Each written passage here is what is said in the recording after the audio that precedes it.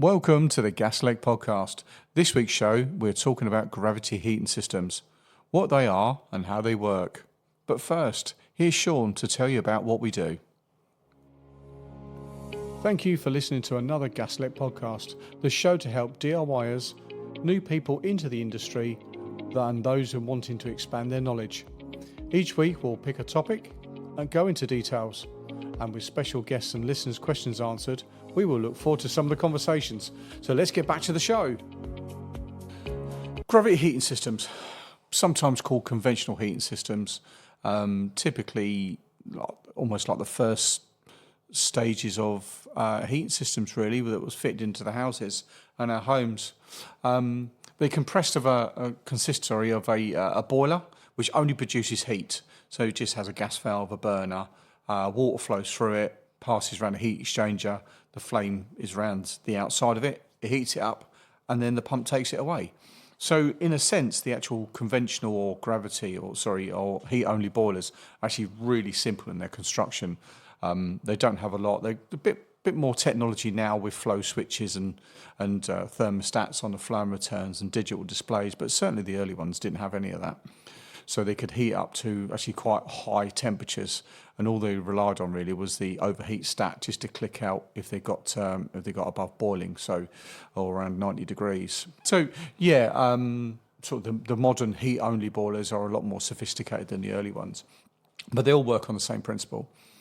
So you tend to have a tank in the loft, like a smaller tank. So generally, if you've got a gravity heating system, you've probably got a open vented hot water system as well, where you'll have a big water tank to store your cold water, which goes into your cylinder, and which we'll go into another day about another show about how all that works. But on the heating side, you'll have a smaller tank. It's considerably smaller, and that's what then tops up and feeds the heating system. And the reason why we need this is water expands by 4% at boiling, we know. So as we heat up water, it gets bigger, it's got to go somewhere. So the idea of the tank on the vent pipe that comes over the top, or the little snake that faces back in, the water can go that way, or it can come up the feed pipe, and you'll start seeing the water. When you turn the heating system on, you might start seeing little bits of movement within the tank as the water is starting to come up. It shouldn't get hot, it shouldn't over pump and start splurting out the vent pipe. If it does that, then you've got a bit of a problem coming. Then comes down into typically the airing cupboard. So if we look at a sort of a traditional house for ground floor, first floor. So normally up on the first floor, you'll have a hot water cylinder, and inside that cupboard traditionally, you'll have a pump. So the pipe will come up from the boiler, come across down to the pump, and then usually via a 3-port valve. You may have two ports, but traditionally it's via a 3-port, or the old Y-plan as it's known in the industry. So then the comes down to the pump, to the Y-plan. It goes A on the 3-port is for the radiators, and then B is to go to the cylinder for the hot water. And the way I remember this quite simply is A to heat up the air, i.e. the radiators, and then B to feed up the hot water, or B for bath. So that's a very simple layman's way that I remember it, A and B coming into a 3-port. And then it goes off and then does its circuits, then goes back to the boiler and goes around in a happy little circle until it's finished.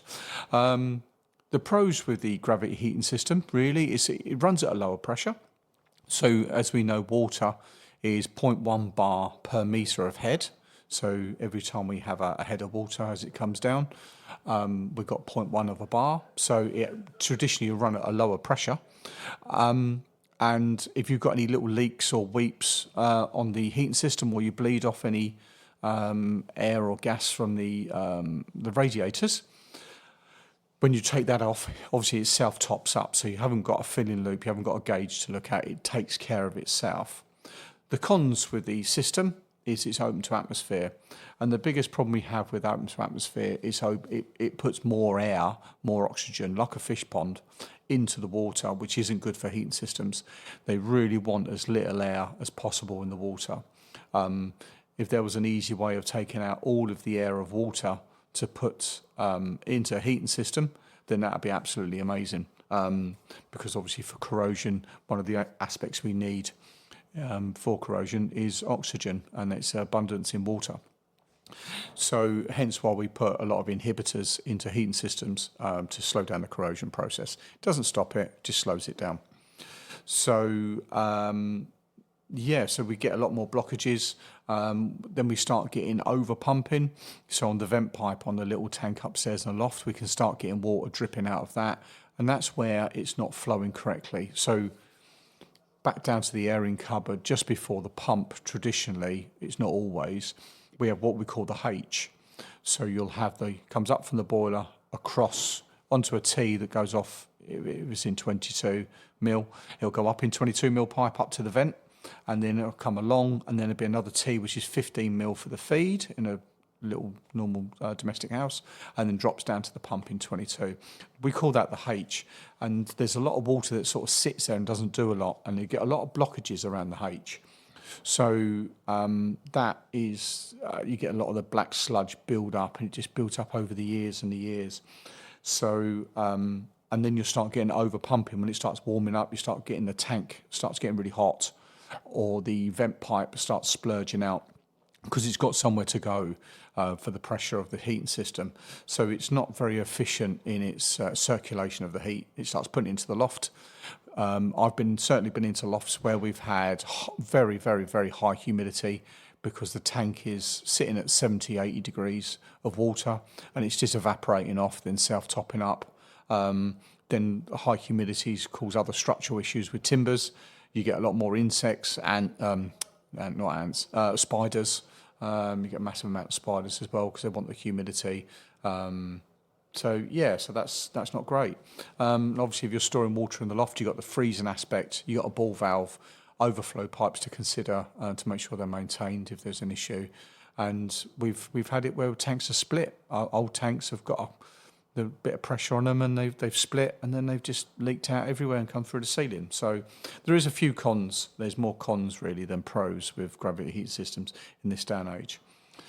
So where we got all the sludge and the brown sludge and the black sludge, predominantly brown on gravity heating systems and black on sealed heating systems. Magnetic filters are really, really important.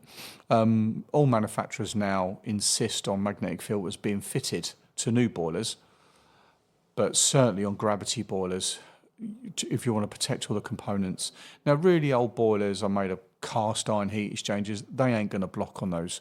Modern boilers with small waterways with higher efficiencies, the heavy deposits within the sludge will go through and block the heat exchangers and will terminate the life of the boiler. It certainly will. But one of the big things we get is 3-port valves not working properly in pumps. So, the pipework will carry and sludge up, but it will sort of limp along as it were. It might take a little bit more time to heat up the heat system because the pipes in their diameter are sort of getting smaller. But you don't really notice that over the course of time. But then when you do notice it, it's when you turn the hot water on in the summer and the radiators are heating up. That sort of problems. So that is then usually down to a dirty heating system messing about with the 3-port valve. Either burns the head out, does the synchro motor, or the little ball that goes left and right, or the paddle inside the 3-port body can't shut the correct pipe off correctly. Then you get this creepage of water coming through. And then the pumps as well, the impellers in the pump, the water goes into the centre of the impeller, and then the impeller's spinning, and then it flicks it out to the side, and that's what creates the pressure of the pump. Now, those waterways are probably maybe 2 mil by 2 mil as a size. Each one of those little veins on the inside bit is very, very small. It doesn't take a lot to start blocking those up. And before you know it, you've now got a pump that's not working efficiently, starts getting noisy, it's out of balance because you've got slight weight on one side as it's going round. And then before you know it, the pump burns out. That's probably the biggest thing we get called out to. So there's some people go for like a hybrid system. So we just got one in quote at the moment, which is a gravity heating system, but getting it sealed in. So putting on an expansion vessel and a filling loop and a gauge. So leaving this heating system as it is, leaving the boiler as it is, but basically getting rid of the F&E tank. So we can, up in the loft, we can fit the expansion vessel up there, and then downstairs in the airing cupboard where we can, we'll fit a gauge and a filling loop. The downside is that if you do have an existing leak on your heating system, the pressure will drop. And this will need investigating. You can get leak sealers you can put into the heating system if you've got an old compression T or coupling or whatever it is, elbow under the floor. If you've got hollow floors, it may just be a radiator valve. So on the lock shield, on the gland nuts, they can leak, which are easy to sort out, and to sort out, that's not a problem at all. But it's when they're buried under concrete screed or under floors, where you've had carpets fitted or laminate or tiles, even worse, it becomes a lot more difficult to find. But that's sort of the con, really, but there's plenty more upsides on a sealed heating system, a lot more efficient as well. So yeah, that's really about it on gravity heating systems, really. We'll talk on another episode about more about combination boilers, system boilers, and that sort of stuff. But gravity systems. I've never fitted a gravity system. We don't ever fit gravity systems nowadays. So it is a bit of an old technology, a bit like an old one-pipe heating system. You just don't do it. It's not done anymore. It's not efficient. So there we are. I hope that you found that interesting. Once again, any questions you have regarding it, it's podcast@gaslec.net. Thank you. So what we've been up to this last few weeks, so we're getting a lot more commercial clients on board as a business, which is nice, only small stuff, but within the industries that we work in, really, within sort of social care, care homes, children's nurseries, as we're all DBS checked, and we're a limited company registered and all those bits and pieces. These larger companies, they want to see all those credentials. And we've got all our health and safety and RAMs and all that stuff in place. So we're getting more and more commercial clients on board, which is great. That's what we want to do, and that's what that's on our plan. Domestic at the moment, as we know, we come out of winter and then start getting into the summer, and people will turn their boilers off. So that side of it does slow down from the madness of the winter. It always does. So then we start getting more builders contact us for extensions and loft conversions and those sort of bits and pieces. All those additions to people's homes rather than them moving, which is great. People do still change boilers in the summer. Things don't get cheaper. Things only get more expensive. So some people do look at their finances and go, well, actually, we've got it here. Let's get it done in the summer when we don't need it on for a couple of days. Well, it's not going to inconvenience us, because if it breaks down mid-winter, we may have to wait a couple of days to get it done and then get the job done. So we could be cold without any heating or hot water during the winter months. Within the winter period, So let's get it done. Let's be reactive rather than proactive on that. So it still does happen. Yeah, we still get them not done. And the biggest piece of advice, and this is nothing to do with financial benefit to us, we get a massive wave. The whole industry gets a massive wave of call-outs in the first cold snap of the year. It's like September, October, when people start. We can have these little bit of a late summers, which are lovely. Then they turn the heating on and it doesn't work. And typically it is pumps and 3-port valves. They were dirty over the winter, from the beginning of the year, and they turn them off and they don't really use them. That sludge sits there and starts hardening. I know it's underwater, but it's all together and it sets like stone. And when you get to that point, there's nothing you can do about it. You've got to replace the components. And there will be a delay. There will be, whether it be 1 or 2 days before you can get out. And then you start seeing the social medias blowing up of people that they're in their properties, and they may have a set of vulnerable situations and young children or elderly parents living with them, and they can't get any heating engineers out. please, if you've got issues with your heating system, get it done in the summer, and then this then takes all the pressure off. Now, we run a policy at Gaslec where our pricing is transparent, and we don't believe in upping prices in the winter and dropping them in the summer. We're consistent all the way through. There are many, many people in the industry, I'm not saying who, I'm not saying where, that will up their prices in the winter.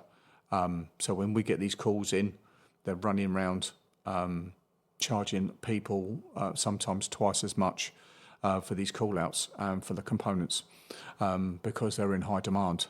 Get it sorted in the summer, then you avoid all of that carnage and calamitous.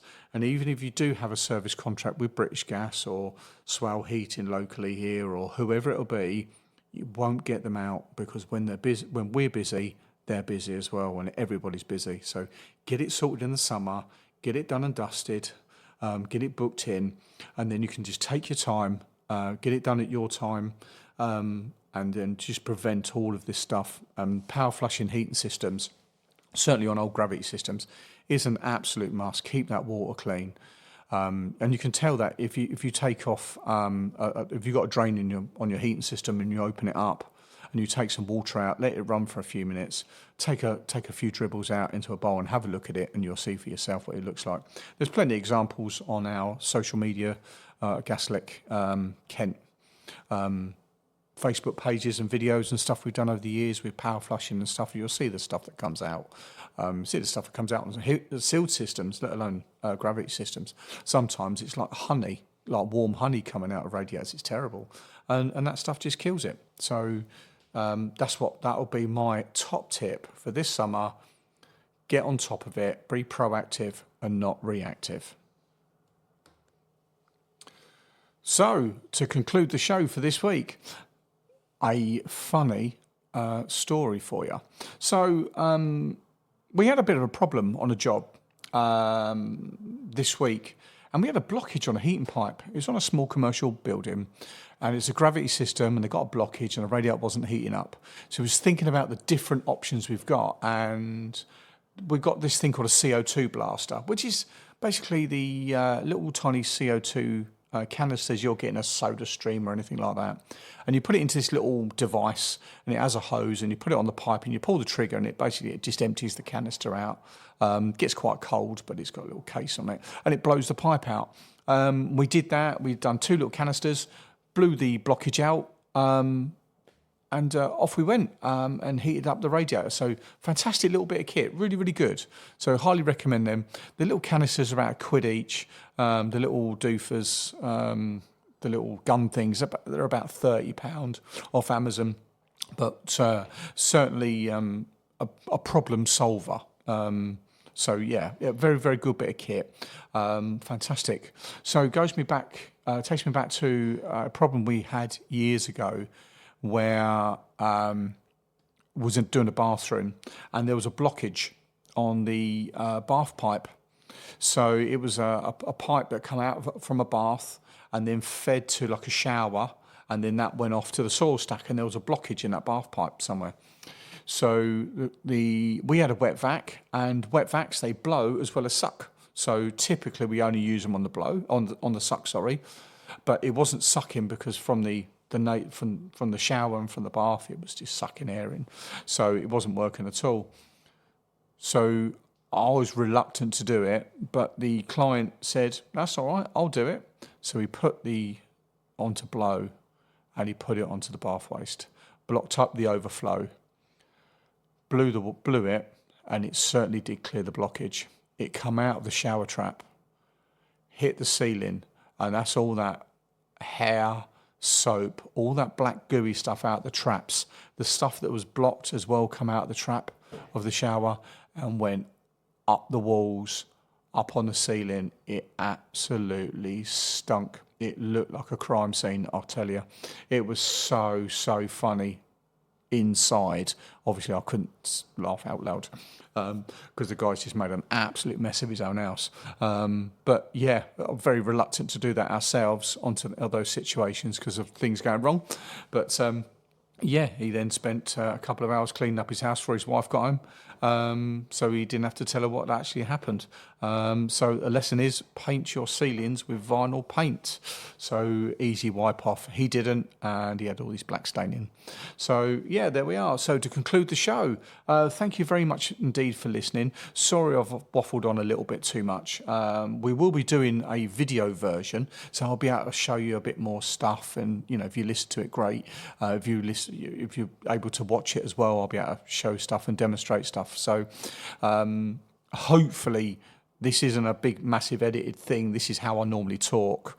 So with future podcasts, I'll get better at presenting. I'm dyslexic, so I do stumble across my words sometimes. So apologies for that. But this is who I am. This is how I talk. And if you meet me and you know me, then you'll understand, you'll realise. So great. I hope you've got some valuable tips from that. If you've got any questions at all, want to be on the show, come as a special guest, fantastic. If you've got anything to give to our listeners, it's podcast@gaslec.net. Have a fantastic week, guys. Enjoy the sunshine. Bye.